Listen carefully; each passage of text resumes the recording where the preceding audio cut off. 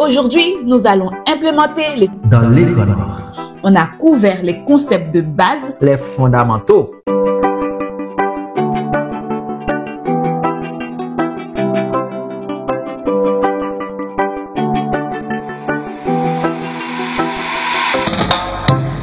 Salut à tous et bienvenue sur la chaîne Solid Code App. Je suis ici avec Marie. Bonjour à tous et bienvenue dans cette nouvelle vidéo. Aujourd'hui, nous allons implémenter les fonctionnalités de notre projet gestion des restaurants. Sans trop tarder, venez avec nous dans l'économie. Alors, nous sommes à l'étape de préparation des commandes et servir client. Donc, c'est l'étape 8. OK? Donc, nous allons créer une méthode qui permet de préparer commandes et servir client. Cette méthode permet de préparer commande Et servir client. et servir client. Bien. On va créer une méthode statique. Statique void préparer commande et servir client. Ça, c'est parfait. Ça, c'est parfait. Alors, qui est-ce qui va venir préparer une commande? C'est un salarié. Un salarié, oui. Donc, ce qu'on va faire, on va lui demander de saisir son nom. En temps normal, ce serait peut-être un code, un identifiant, mais là, nous, on a le nom. D'accord? On va lui demander de saisir son nom. On va afficher. On va lui afficher à l'écran. Entrez votre nom ou tapez 0 pour revenir au menu principal. Entrez votre nom ou tapez 0. 0 pour revenir au menu principal. Ça, c'est cool. OK. Maintenant, il nous faut récupérer la saisie. OK? Oui. Donc, normalement, c'est censé être son nom. On va dire string. Non. OK. Scanner. On va utiliser notre scanner. Point. Next line. D'accord? D'accord. OK. Donc, on lui avait donné deux possibilités. Soit il tape 0 ou il tape son nom. Oui. On doit vérifier est-ce qu'il a bien tapé son nom ou 0. Mais là maintenant, on doit vérifier s'il a tapé 0. If non point equals 0. OK. On utilise la méthode equals qui vient de la classe object Java. Alors, si c'est 0, on doit revenir au menu principal. C'est ce qu'on a dit. OK? Oui, c'est ce qu'on a dit. Revenir au menu principal. Return. Bien. On met fin à l'opération. Bien. Mais si c'est pas 0, on doit vérifier que la personne existe bien dans la liste des salariés. Oui. D'accord? Oui. On doit dire. Et la liste des salariés, c'est quoi? Il y a une liste qui existe. C'est la liste des salariés. Des salariés. OK. Point. Il y a la méthode contains qu'on peut utiliser pour vérifier si un élément existe bien dans une liste. D'accord? D'accord. Oui. Là, ici, ce qu'on fait, on teste si l'élément existe dans la liste. Mais si on veut l'inverse, il faut utiliser l'opérateur not. D'accord? D'accord. Avec le point d'exclamation que je viens d'ajouter. Donc, on va tout simplement afficher. Vous n'avez pas été reconnu comme salarié. Bon, on va dire afficher erreur. Parce que je veux que ça s'affiche en rouge, en fait. Hein. Vous n'avez pas été reconnu comme salarié. C'est bien écrit, hein? Bien. Et on va réafficher le menu principal. Et oui. Voilà. Et puis, on va faire un petit return. Exactement. Voilà. Donc, si on arrive ici, c'est que la personne a bien été reconnue. Alors, nous devons avoir des commandes en cours. Il doit y avoir des commandes en attente. On va revenir à nos variables là-haut pour voir. On s'était dit que il doit y avoir une queue de commandes. Oui. Et c'est dans cette queue, dans cette file, en fait, que les salariés doivent venir piocher, mais pas piocher n'importe quelle manière, dans l'ordre de la file. Donc, on a appelé cette variable client ayant commandé. Bon, je crois qu'il y a une erreur ici. Donc, on peut renommer la variable client ayant commandé sans S. Ok. Ou bien client ayant commande, mais bon. Bien. On a renommé la variable. Maintenant, on dit qu'il doit y avoir des commandes en attente. Donc, ce qu'on va faire, on va tester tout ça. On va dire if client ayant commande. Ouais. Comme c'est une file d'attente, on va regarder si la file est vide. Ok, is empty. Si la file est vide, alors il n'y a pas de commande en attente. Ça sert à rien de venir préparer une commande. Ouais. Donc on va afficher un petit message pour lui dire ça. On va attirer son attention avec un petit message comme ça pour lui dire il n'y a pas de commande en attente. Il n'y a pas de commande en attente. Ok? Oui. On va lui permettre de revenir au menu principal. On fait un petit return. Bien. Ok. Je crois que tu as mis 2 points. Où ça, j'ai mis 2 points? Ah oui. C'est bien, merci beaucoup. Et maintenant, si on franchit cette étape, c'est qu'on a des commandes en attente. Ouais. On va dire if file de table point is empty. Donc, il n'y a pas de table disponible. Nous devons avoir une table disponible. Oui. Voilà. Il doit y avoir une table disponible. Bien. Donc là, dans ce cas, on doit afficher un petit message d'erreur encore. Un petit message pour attirer son attention. Ouais. On va lui dire il n'y a pas de table. Il n'y a pas de table disponible. Il n'y a pas de table disponible. Bien. Ok. Super, oui.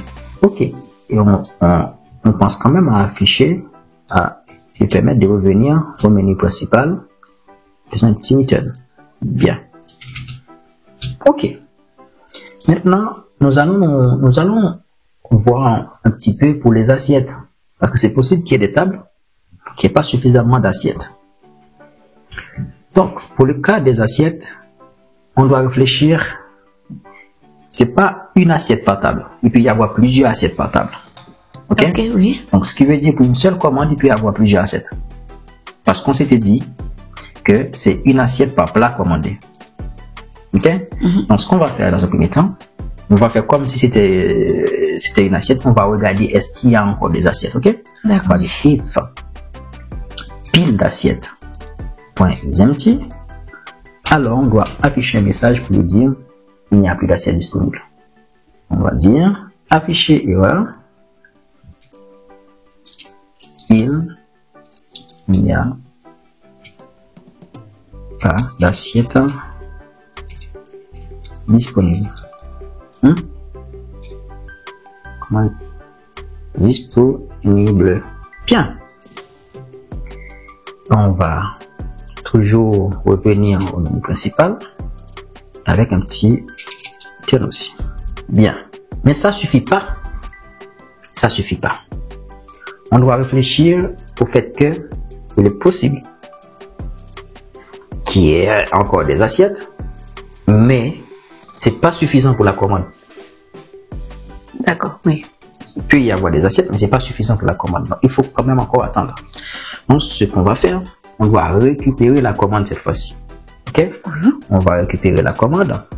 Mais avant tout, pour savoir quelle commande qu'on va traiter, il faut récupérer déjà le client qui a déjà commandé, qui fait partie des commandes en attente. Ok? Donc, du coup, comment on va faire? On va déclarer une variable string non client. Égal. On va récupérer ça dans le client ayant commandé. Ok? Oui. Donc, on va dire client ayant commandé. Point. Je ne conseille pas d'utiliser pic. Non, je ne conseille pas d'utiliser Paul parce que Paul va retirer le client de la file. Or, on ne sait pas encore si on supprime les clients de la file ou pas. Ah oui, pour l'instant, on ne sait pas si on aura suffisamment d'assiettes. Donc, on va utiliser pic parce que cela nous permet tout simplement de consulter l'élément sans le retirer de la file. je consulte le client parce que j'en ai besoin pour pouvoir récupérer la commande. Oui. Ok? Donc, comment je fais? Et je vais récupérer la commande du client. Ok? Donc, la commande, on a dit c'était le type HMAP. Ok? C'est HMAP. Donc, la clé, c'est l'indice du plat et la valeur, c'est quoi? C'est la quantité d'éléments commandés. Donc, commande. Mais c'est dans les commandes en cours qu'on doit pouvoir récupérer. Voilà, c'est commande.get. On va récupérer avec la clé qui est le nom du client. Moi, ça me chagrine un petit peu le nom de commande qu'on a mis ici là. D'accord? Commande, non, ça, on va dire commande en cours. Ce serait mieux, non? Oui, c'est vrai. Commande en cours. On va renommer cette variable aussi. Commande en cours. C'est mieux. Bien. On va revenir. Bien. Ok. On est à cette étape. Oui. On commande en cours.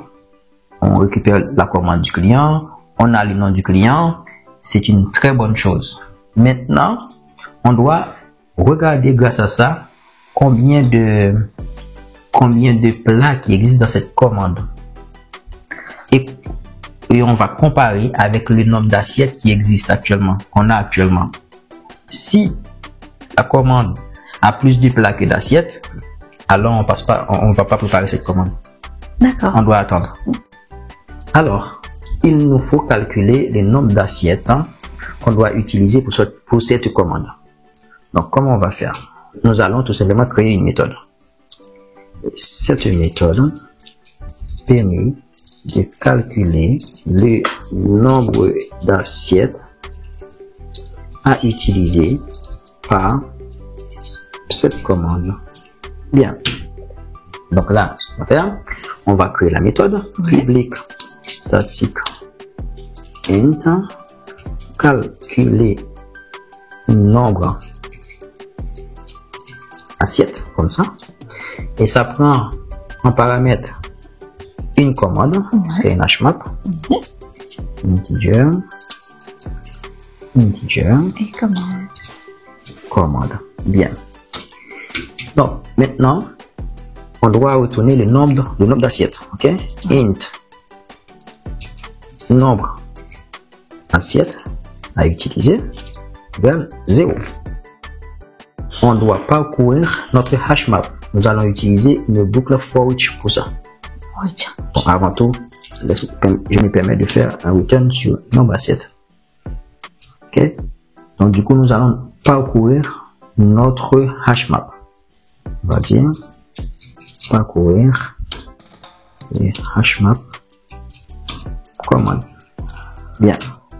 On va utiliser une boucle for each. On va parcourir les valeurs.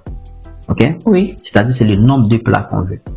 Donc dans ce HMAP, on a la clé qui est l'indice du plat et la valeur c'est la quantité du plat. Donc on va parcourir les valeurs sur les valeurs de préférence. Ok? D'accord, oui. Int quantité sur les quantités. Ok? Donc on s'est dit que la quantité c'est les valeurs. On va dire commande point values. Bien. Ça c'est cool ça.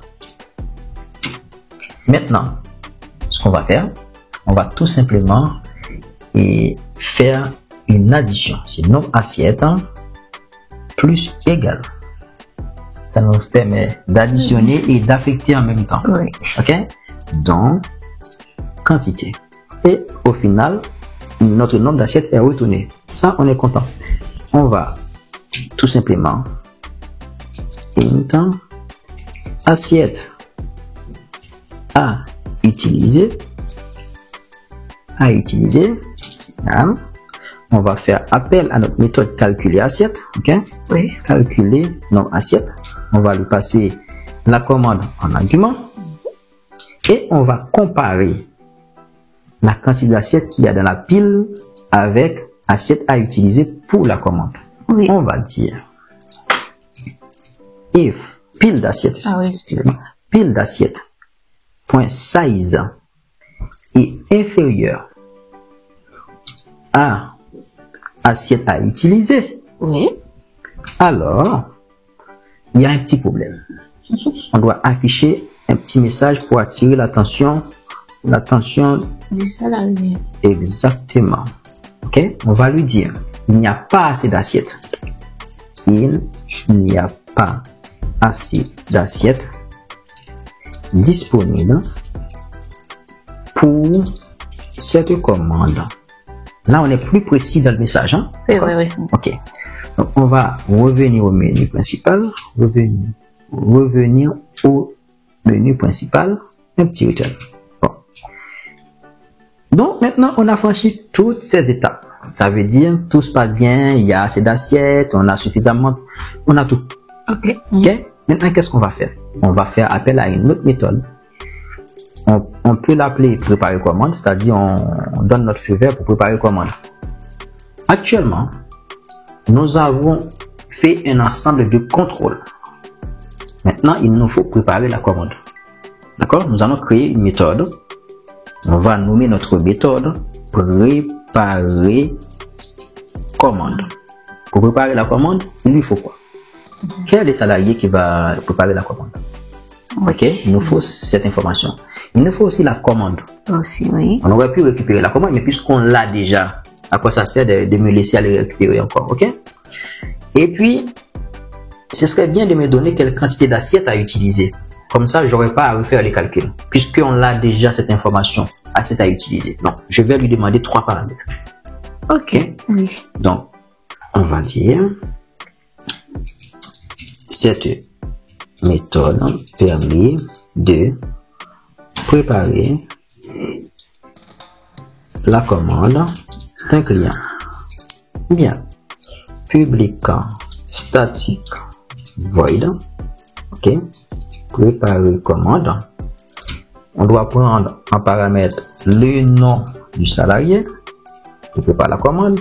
On doit aussi prendre en compte la commande. Ok.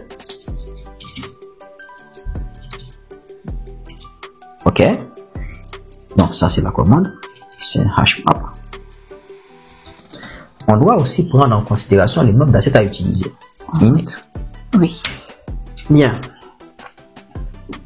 Là, on a notre méthode qui est prête pour préparer la commande.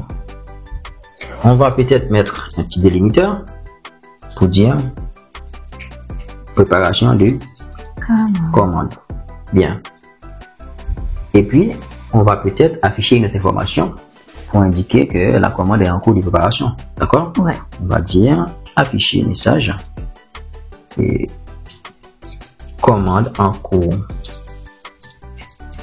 de préparation par par non salarié. Bien. Ok. Maintenant, ce qu'on va faire, on va récupérer le client. Ce sera le premier client de la file. Oui. String. Ok. Non client. Hein? On va récupérer ce client dans la liste des clients ayant commandé. Oui. Client ayant commandé. Point. Paul. Quand on utilise la méthode Paul, il est important de savoir qu'on supprime l'élément de la liste, on le récupère. C'est ce qu'on fait. Ouais. Donc, le client n'existe plus dans cette liste de clients ayant commandé. Ok, pas de problème. Maintenant, j'aimerais bien afficher les détails de la commande. Ok, je vais faire appel à la méthode afficher détails commande. Bien. Ok. Tout ceci est très important. Maintenant, on doit réfléchir. Quand on prépare une commande, est-ce qu'on a vraiment seulement besoin de la commande? Non, on a besoin de gérer les assiettes aussi. Oui. Ok, on me dit, voici la quantité d'assiettes qu'il faut utiliser. Maintenant, cette quantité d'assiettes, je dois récupérer ça dans une pile. Avant tout, je vais créer une liste d'assiettes. Ok, assiettes utilisées. Array list de préférence. On va aller stocker les assiettes utilisées, d'accord? Oui. String, parce que on a une pile d'assiettes qu'on a déjà créées. Donc, à chaque fois qu'on retire une assiette, on va essayer de les stocker dans cette liste-là. OK? D'accord, oui. Assiette utilisée. OK, c'est bien écrit. Assiette utilisée. On va dire new array list. Une liste dynamique. Maintenant, on doit faire une boucle qui va de 0 à notre nom. OK? Oui. On va dire for int i égale 0, i inférieur à nombre assiette, parce qu'on a commencé à 0, hein? Oui. D'accord? I plus. Bien. À chaque tour de boucle, on va récupérer une assiette de la pile et on va l'ajouter à notre assiette utilisée. D'accord? Oui. Donc, on va dire assiette utilisée point add, parce que c'est la méthode add qui permet d'ajouter une assiette à un élément à une liste, un array list. Mais je l'ajoute cette assiette, mais je dois récupérer cette assiette quelque part. Oui. Donc, je vais récupérer dans la pile d'assiettes. Pile d'assiettes, point. On le récupère comment? Avec la méthode pop.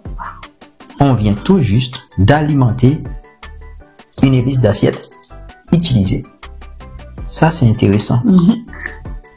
Maintenant qu'on a fait tout ceci, on a une liste d'assiettes utilisées, mais il faut bien pouvoir stocker cette liste d'assiettes quelque part de manière à s'en souvenir. Ouais, oui. Parce que là, on est dans un scope local propre à la méthode.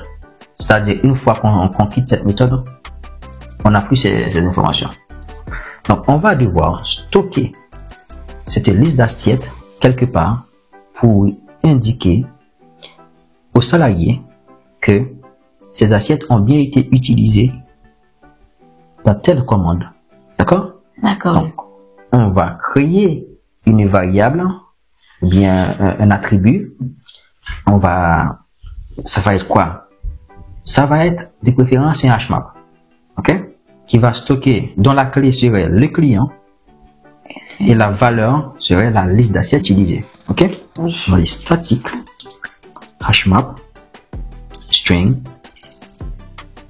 le nom du client. OK? La valeur, ce ne sera pas une assiette, hein, c'est une liste d'assiettes. D'accord? Donc, on va dire c'est un array list. Array list d'assiettes. Bien. Array list d'assiettes. Bien. OK. Et on va nommer cet attribut assiette occupée. Pourquoi pas? Assiette occupée. OK. Avec S. Bien. Égal new hashmap.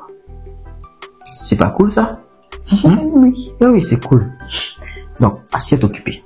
On doit pouvoir stocker tout ça dans assiette occupée. Maintenant, on va revenir à notre méthode préparer commande.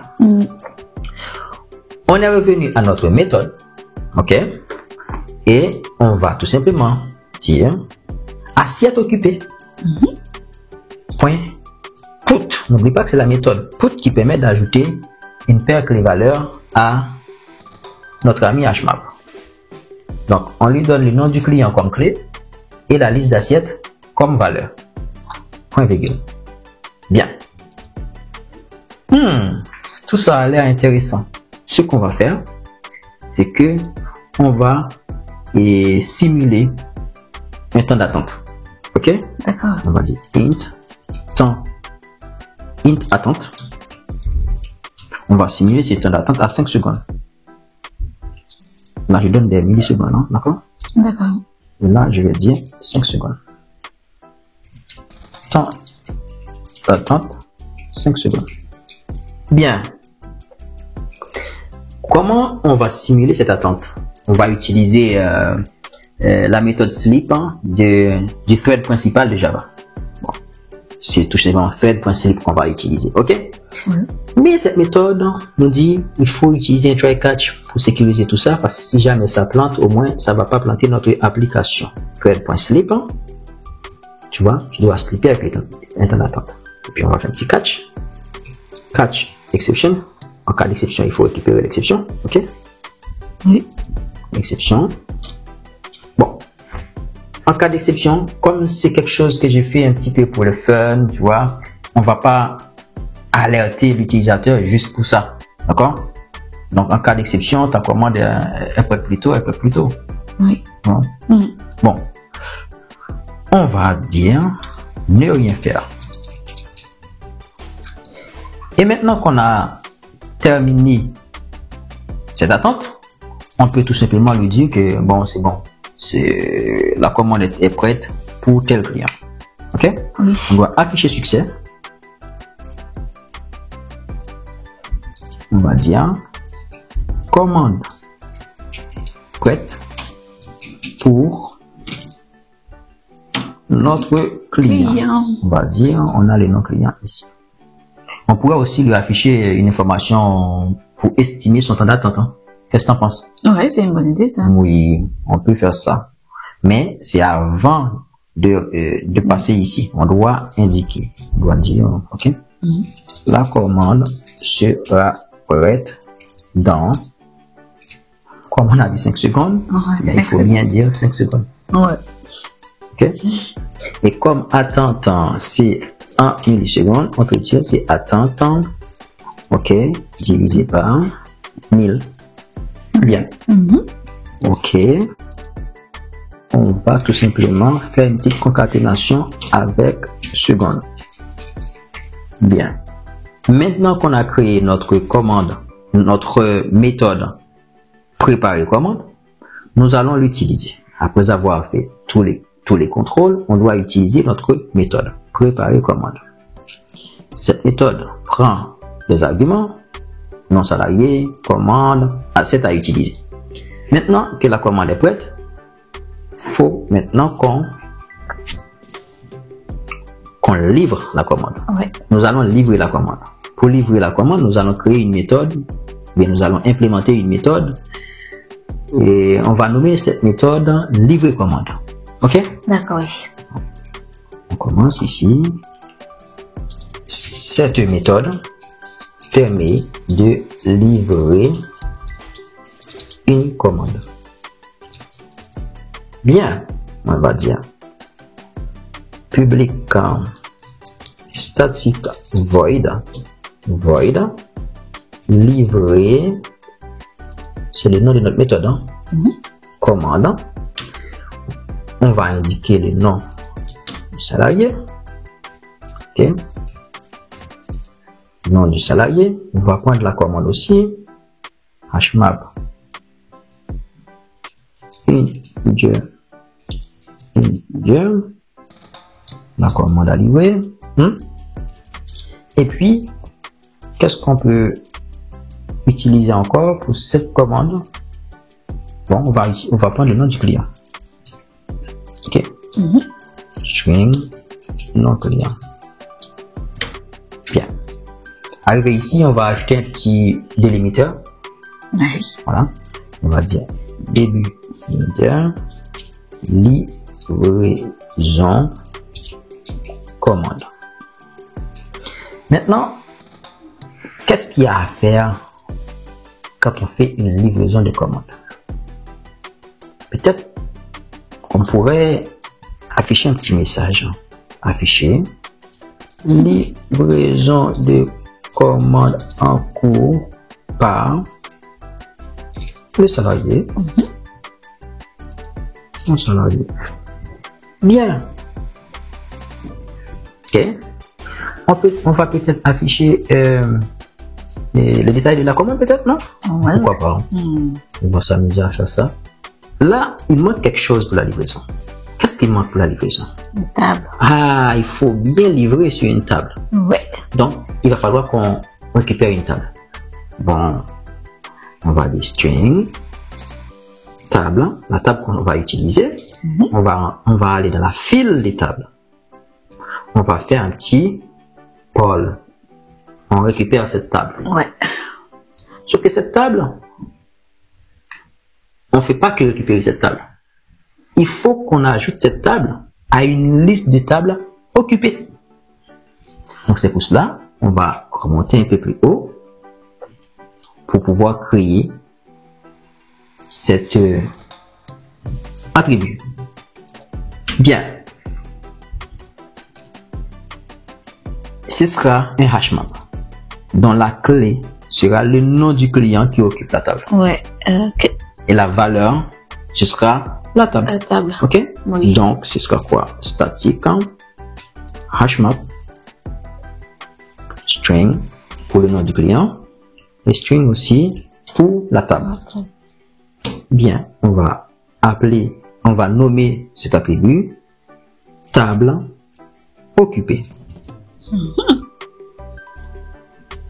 Bien. Très bien. New hashmap. Alors, on a un hashmap de table occupée, pas avec du P, c'est le P, d'accord? On a un hashmap de table occupée qu'on va alimenter. On va revenir à notre méthode. Et ici, on a notre table qu'on vient de récupérer pour servir notre client. On va ajouter cette table à la liste des tables occupées. On a une table occupée. Ok, point, put, n'oublie pas. Hein. Put. Nom client et puis table. Alors, on n'a pas fini. On a récupéré la table.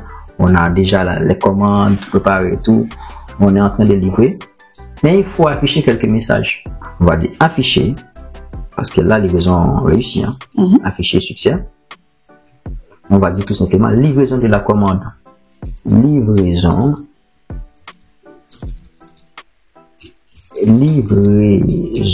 de la commande. Et on va peut-être ajouter le nom du client. Oui. Ok, nom client.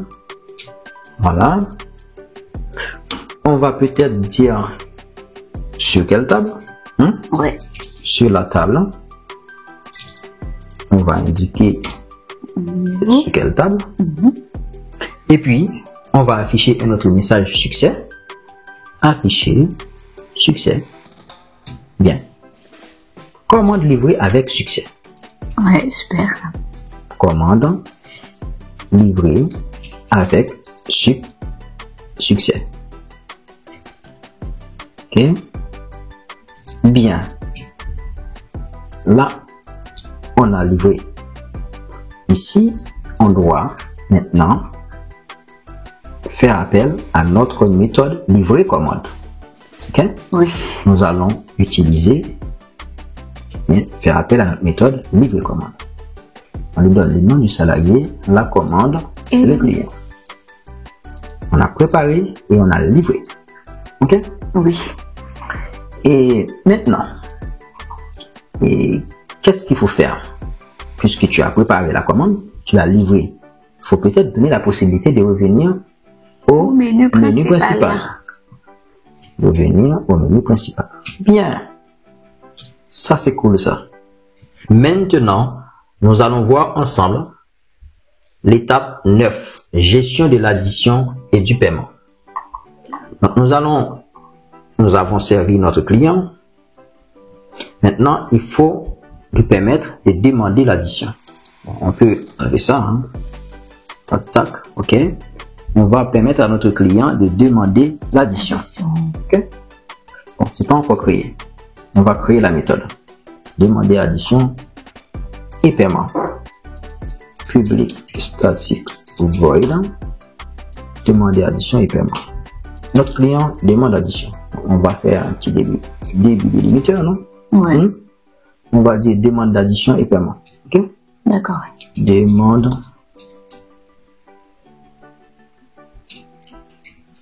d'addition et paiement. Bien. Alors, qu'est-ce qu'on doit faire ici? Le client demande l'addition. Oui. On doit peut-être lui demander son nom. Oui, bien sûr. Ok? Donc, c'est ce qu'on va faire. On va faire un petit affichage. Ok? On va lui dire entrez votre nom. Oui. Votre nom. Ou Tapez 0. tapez 0 pour revenir au menu principal. Bien. Mais quand on aura fait ça, on doit récupérer ce qu'il a saisi, notre client. Oui. On va utiliser string non client. On va utiliser notre scanner pour récupérer ce qu'il a saisi. Scanner.nextLine. Bien. On est bon. D'abord, je teste pour voir s'il a tapé 0. If non.equals 0. Ok. Si c'est 0, on va dire non client. Ah, mais ça, alors, je dis non client. Ok. Si non client, je pense que vaut mieux dire equals 0. D'accord? Alors, on va revenir au menu principal parce que le client, il veut revenir au menu principal. On va faire un petit return. Ok. Ok, oui.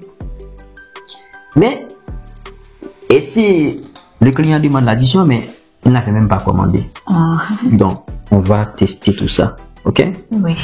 Le client doit avoir commandé. Du coup, on va utiliser la liste des commandes en cours. Ouais. Donc, comment on peut faire ça? On peut faire une condition sur les commandes en cours. On va regarder, sachant que c'est un hashmap, on va tout simplement regarder est-ce que ce client existe. Là, son nom. Donc, là, on teste si le client existe. Moi, ce que je veux ici, c'est si le client n'existe pas. Donc, je dois utiliser un point d'exclamation qui est un opérateur not qu'on connaît tous. Donc, on va afficher un message d'erreur dans ce cas. On va lui dire afficher erreur, tout simplement pour lui dire vous n'avez pas été reconnu comme client ayant commandé. Non? Non. Vous n'avez pas été reconnu comme client ayant commandé. Bien. Ouais. Ou bien on peut utiliser son nom. Ok? On peut dire non client. On concatène avec cette chaîne de caractères. On veut dire non client n'a pas été reconnu comme client ayant commandé. Ok, oui. Personnalise un petit peu. Oui. Ok? On demande de revenir au menu principal et on return. Bien. Ça, c'est parfait. Oui. Maintenant, ok, on sait que notre client existe et tout. Ce qu'on doit faire, c'est de récupérer la commande. Donc, la commande, c'est un hashmap dont la clé, c'est integer et la valeur, c'est integer. Donc, c'est la commande. La commande peut être récupérée grâce à une clé, c'est le nom du client. Ok? Donc, c'est ça. Commande en cours. .get avec le nom du client. On a récupéré sa commande ici. Maintenant, ce que je propose, c'est qu'on affiche l'addition. Parce que c'est l'addition que la personne demande. Donc, on a fait tout ce calcul. On doit afficher l'addition. On va créer une méthode qui permet d'afficher l'addition. Ok? D'accord. Afficher addition. Alors, nous allons implémenter la méthode qui nous permet d'afficher l'addition. On va pas trop tarder, on va tout simplement que cette méthode nous permet d'afficher l'addition. Donc, public static void afficher addition. Bien. Alors, il nous faut le nom du client. D'accord? Donc, on va dire que notre méthode prend en paramètre le nom client. Ok? Notre méthode prend en paramètre aussi la commande. Il faut bien afficher l'addition, donc il nous faut la commande. Ok? Oui. On va faire un petit copier-coller ici. On prend la commande ici. On la met ici. Bien. Et on va utiliser un petit début délimitateur pour pouvoir donner le titre. C'est quoi? C'est addition. C'est l'addition. Parfait. On doit afficher une petite information peut-être. Pour dire commande 2. Voilà. Ouais. Commande 2. On va mettre le nom du client. Nom client. Bien. Jusqu'ici, on n'a rien fait. OK. Et dans l'addition, pour chaque plat, on doit afficher le prix. OK? Mais à la fin, on va aussi afficher le total. Exact. Du coup, comme on a besoin du total, on va parcourir notre commande. Et à chaque plat, on va devoir trouver le prix. Donc, on va créer une variable qu'on appellera total. OK? Oui. Double total. On va l'initialiser à 0. OK. Et on va parcourir la commande. On va utiliser une boucle for each. For each. Et puis, ici, ce sera de préférence un entry. Donc, ce sera quoi? C'est map.entry. Entry. On sait très bien que la clé c'est integer. Oui. Valeur integer. Bien. Et on nommera cette variable entry. Maintenant, ça vient de quoi? Ça vient de commande. Point entry. Entry set. Bien. OK. Chaque entry, c'est une paire clé-valeur. Donc, on a la clé qui est le plat. On a la valeur, c'est l'indice du plat. On a la valeur qui est la quantité. On peut dire int indice plat, OK? Oui. Égale entry.getKey int quantité égale entry.getValue. C'est ce qu'on s'était dit. Ouais. On est bien. On a l'indice, mais on ne connaît pas le nom du plat. Non, pas encore. On va chercher le nom du plat. C'est-à-dire, on doit entrer dans la liste des plats du restaurant pour chercher, pour pouvoir trouver le nom du plat. String, plat, liste plat. Liste des plats, point get, avec l'indice. Donc, on vient de récupérer le plat. On a le plat, on a la quantité, on a l'indice du plat. Maintenant, il nous faut trouver le prix unitaire du plat. Bon. On va dire c'est double prix unitaire. OK? C'est quoi? C'est dans la liste des prix que tu vas trouver ça. Point get l'indice du plat. OK. Ça, c'est intéressant. On a la quantité, on a le plat, on a le prix unitaire. OK? Oui. Du coup, on peut afficher une petite information au client. Ouais.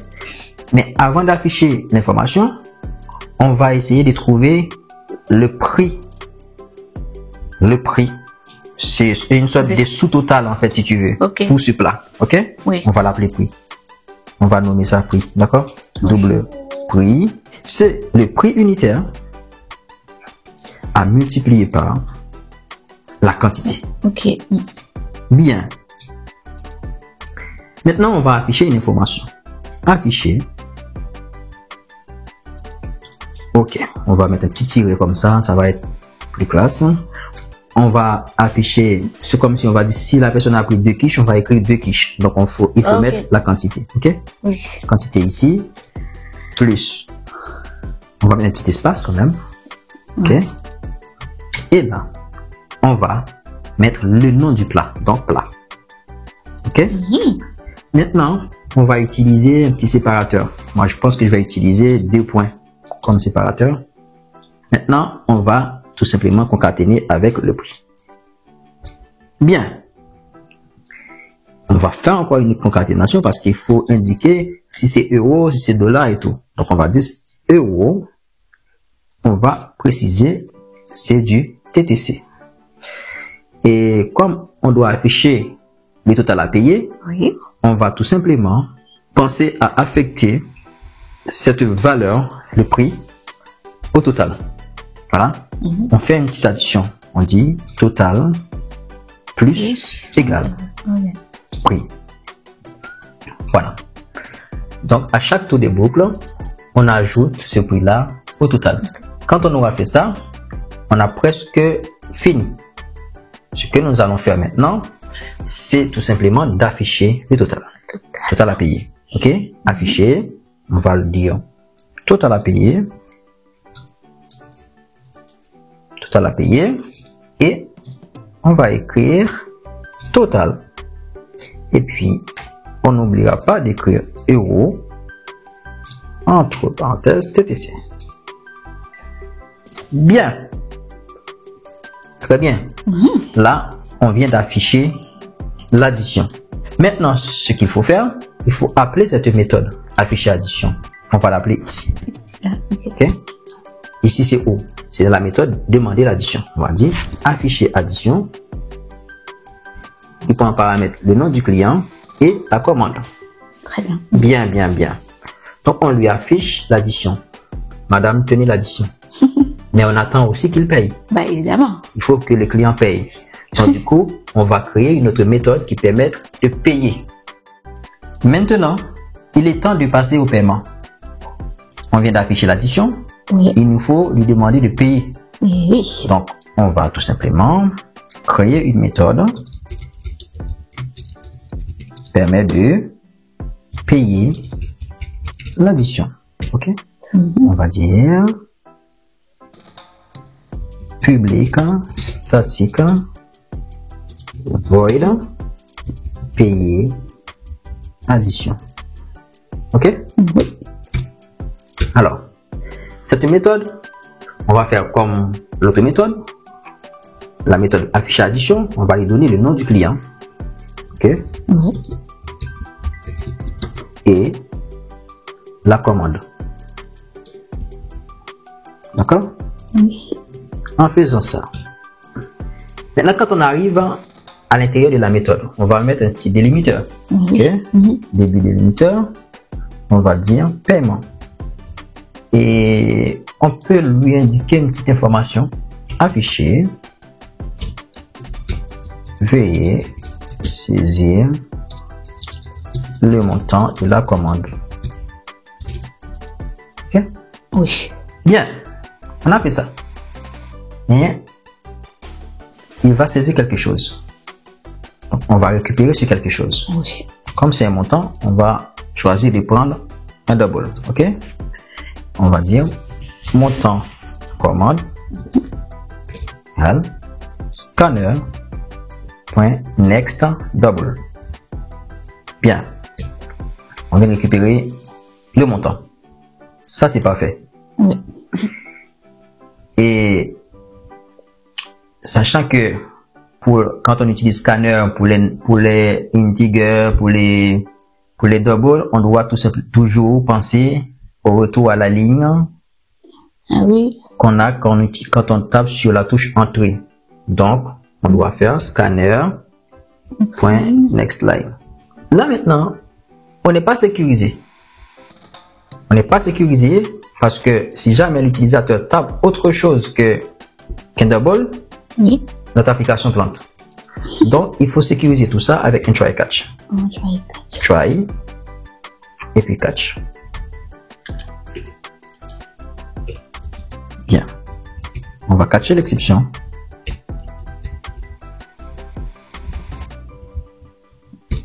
Pour l'instant, on fait rien. OK? Ouais. On va travailler dans le try et référence.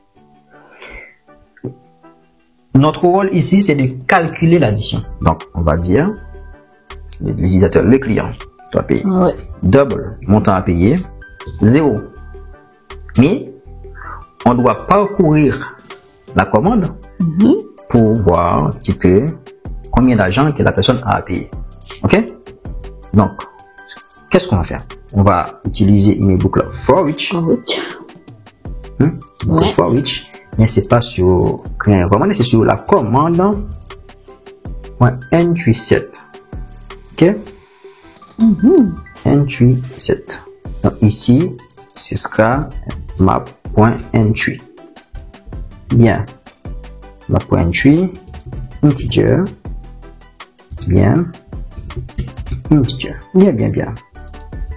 On va nommer notre variable entry. Ok. Jusqu'à présent, tout va bien. On doit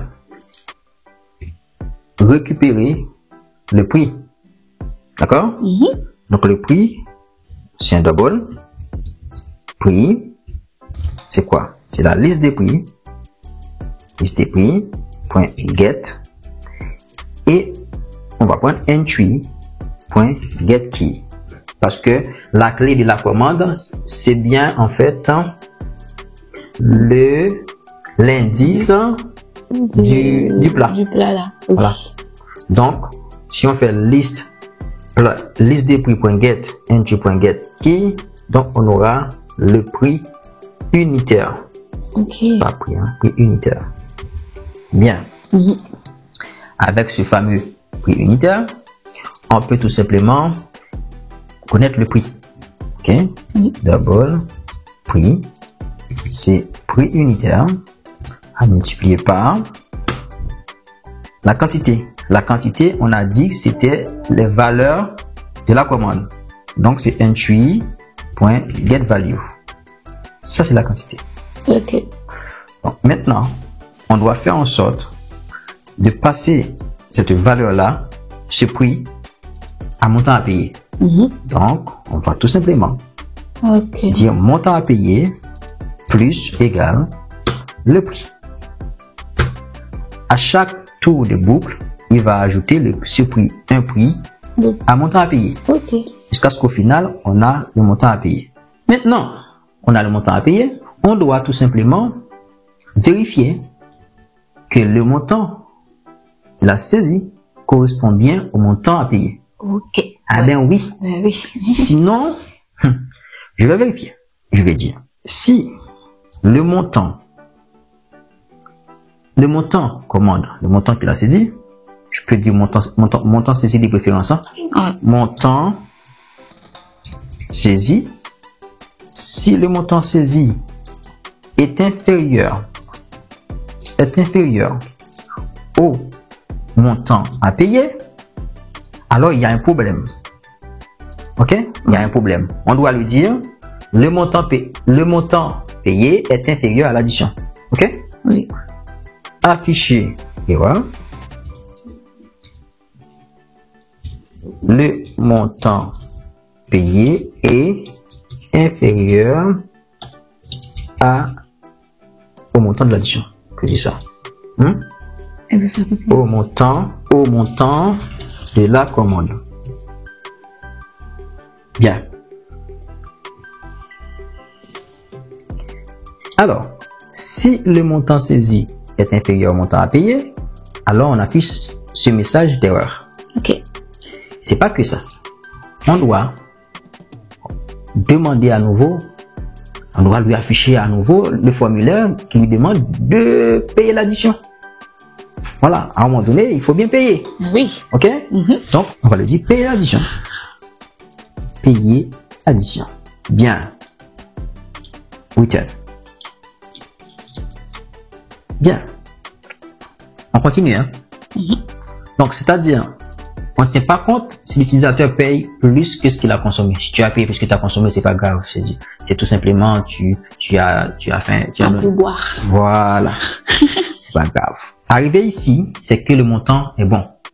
Si le montant est bon, on va devoir commencer par libérer la table. Bah oui, il a payé. On va libérer la table et on va s'occuper des assiettes aussi. Il faut libérer les assiettes. Je vais nettoyer la table d'abord. Donc, on nettoie, voilà. Et puis après avoir nettoyé la table, tu dois tout simplement récupérer la table qui était occupée. On va dire string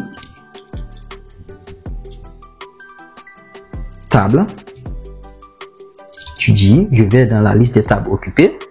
Je vais récupérer la table avec le nom du client. Rappelle-toi bien que c'est un HMAP dont le nom du client et la clé.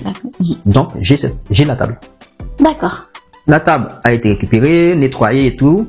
Maintenant, on va dire, c'est fil de table, point, offer. On va ajouter cette table. Cette table est passée de indisponible à, on va dire, rendre disponible. La table. Ça, c'est cool, ça, non? Ouais. Ça, c'est très bien. Mais il n'y avait pas que la table qui était, qu'on a utilisée. On a utilisé des assiettes aussi. Ouais. Il faut bien penser à les laver et les remettre en circulation. Ok. D'accord? Donc, c'est ce qu'on va faire. Voilà. J'aurais pu utiliser une méthode à part pour ça, mais je l'ai fait ici.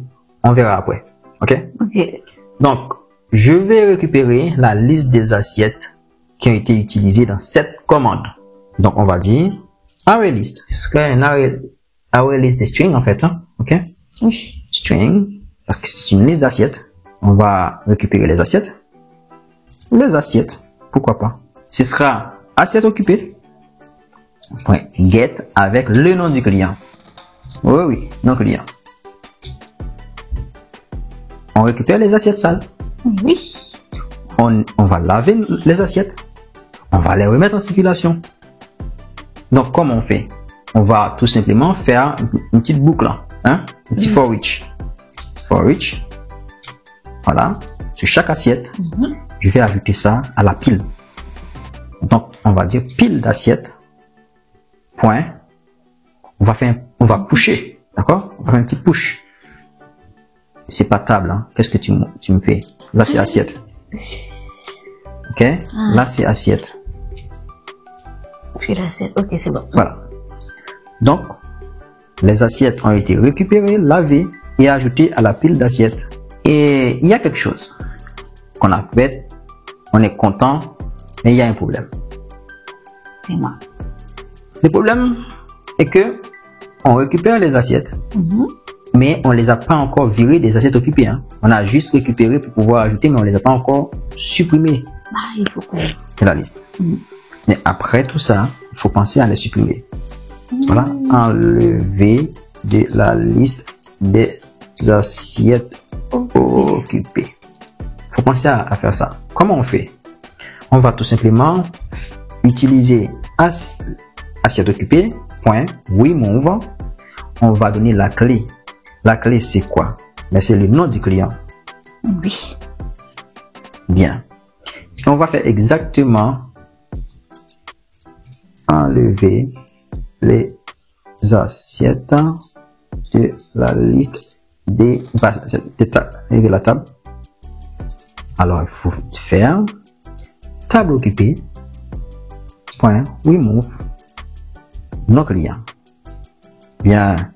Maintenant, il nous reste qu'à supprimer la commande de la liste des commandes en cours. OK? Oui. Suppression de la commande de la liste des commandes En cours. en cours. Donc, on va dire, c'est commande en cours, point, remove, et là, on va dire nos clients. Voilà. D'accord. Ça, c'est parfait. Et on vient de faire un petit nettoyage comme ça. Tout est bon. On peut commencer par afficher des messages de remerciement. Message succès. Okay? Ouais. Afficher des messages de remerciement. Bien. Là, je vais commencer par afficher un petit message succès peut-être. Voilà, on va lui dire merci pour votre commande. Pourquoi pas? Non, on va commencer par votre paiement a été accepté. D'accord? Votre paiement a été accepté. Le paiement a été accepté, c'est bien. OK. Et votre commande a été accepté. On va peut-être votre addition est 2. Peut-être non. Oui. Afficher. Votre addition est 2. C'est le montant à payer. OK? Oui. Donc, et on doit tout simplement aussi dire, bon, bah, c'est pas juste ça, hein, c'est en euros. OK? Euros. Bien. Et puis, ce qu'on va faire, on va peut-être lui dire merci. Ouais. Afficher. Merci pour votre commande. Afficher succès. Merci. Merci pour votre commande. Votre commande. À bientôt. À bientôt. Ça, c'est parfait. Donc là, on sait, c'est fini de chez fini. OK? On peut afficher, revenir au menu principal. Oui. Revenir au menu principal. Parfait. Et ce qui se passe, c'est qu'on n'a pas encore géré le cas de catch. Le cas de catch. Le cas de catch, en fait, c'est un cas où l'utilisateur aurait saisi quelque chose qui ne serait pas un double. Ouais. Donc, il va falloir qu'on regarde s'il y a quelque chose dans le scanner pour le consommer. D'accord? If scanner has next line, alors on va dire scanner next line. Parfait. Alors, on a consommé la ligne et après on va afficher un message d'erreur. Afficher erreur. J'ai le i. Afficher erreur.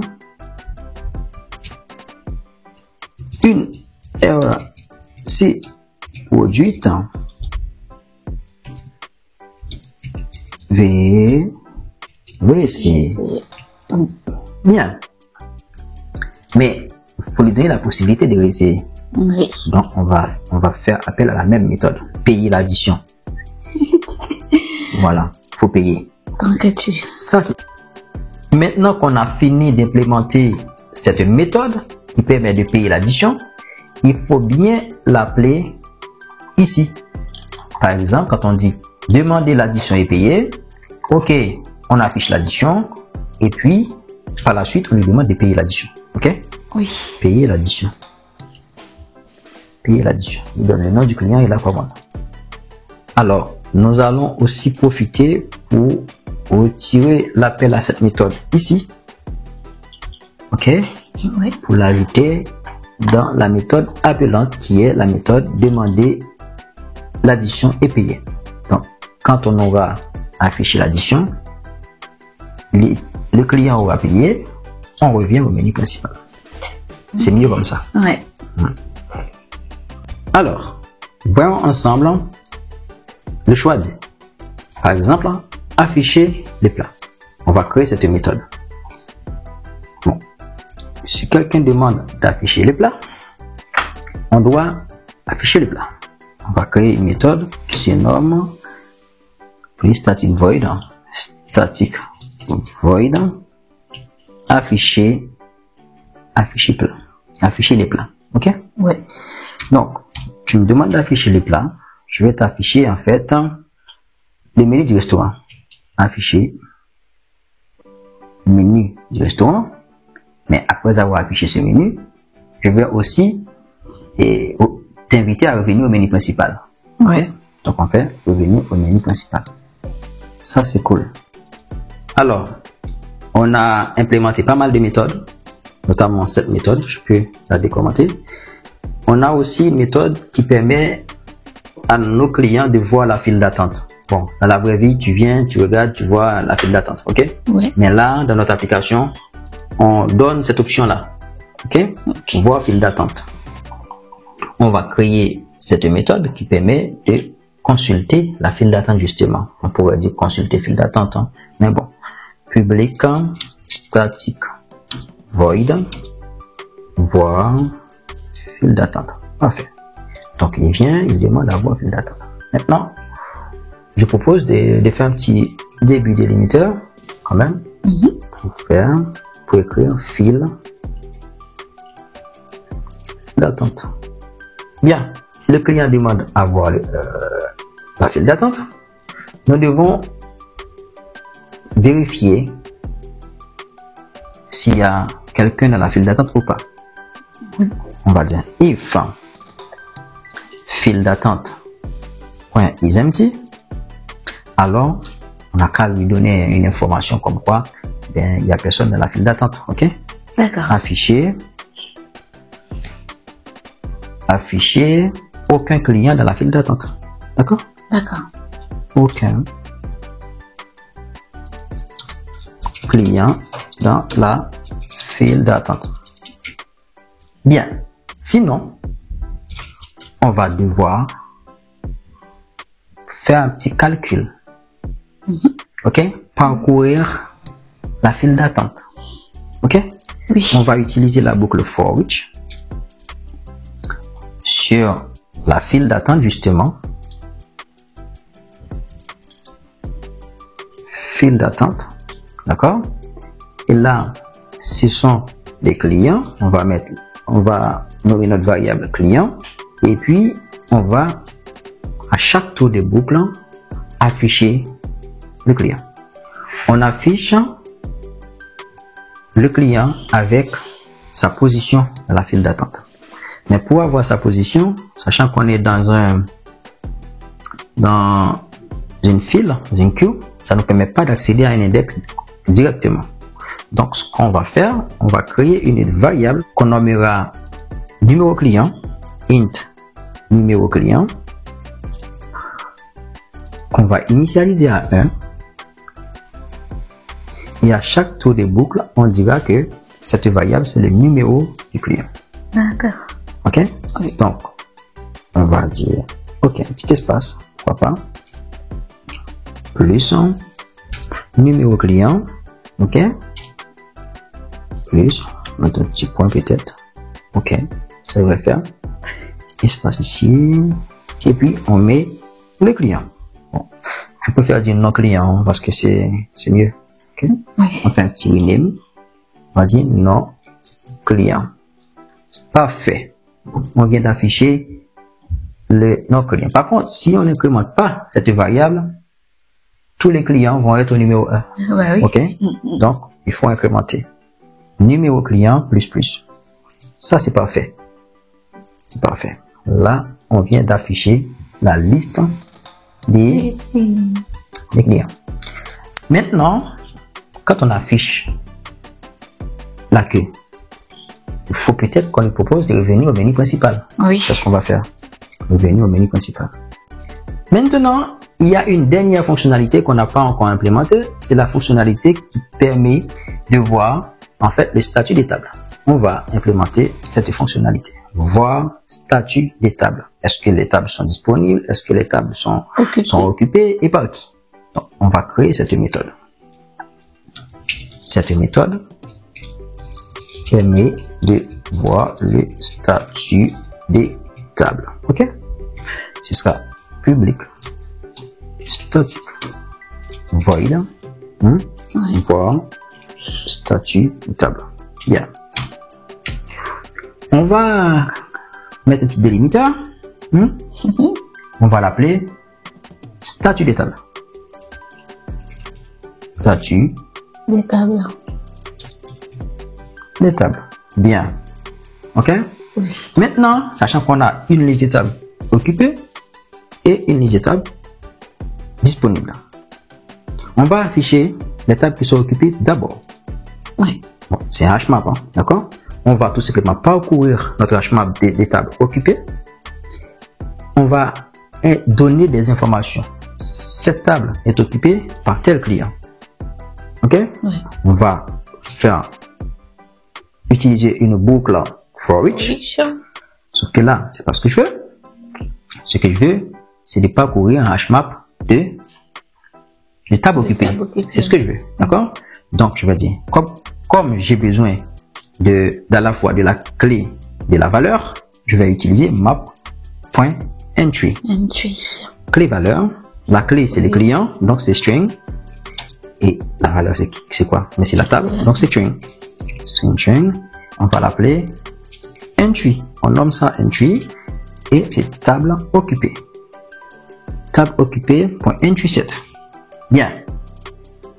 OK? Oui.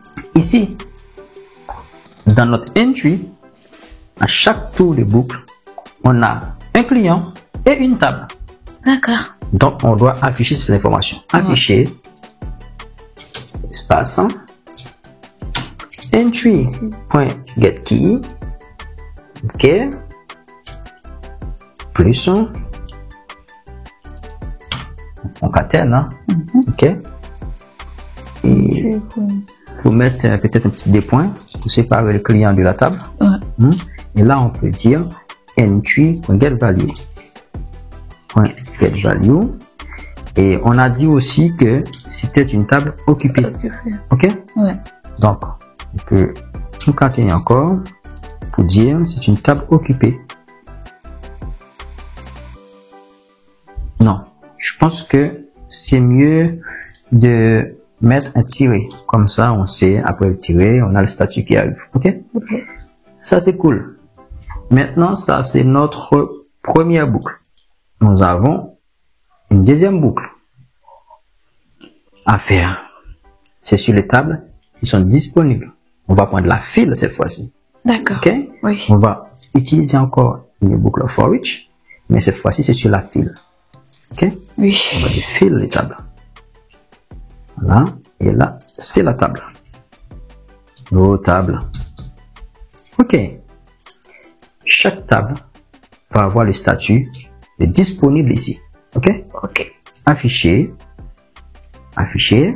espace, plus table,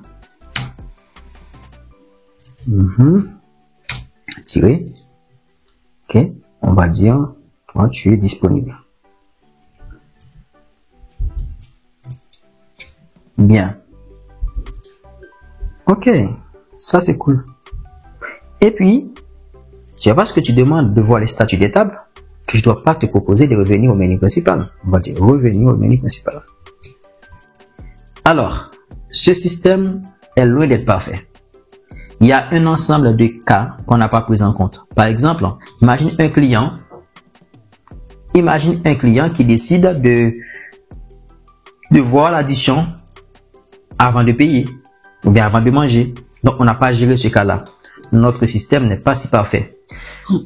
Mais on peut corriger quelques éléments. Par exemple, si le client demande de voir l'addition mais sans vouloir payer, on peut se permettre de mettre une condition ici pour voir est-ce que le client là a déjà mangé.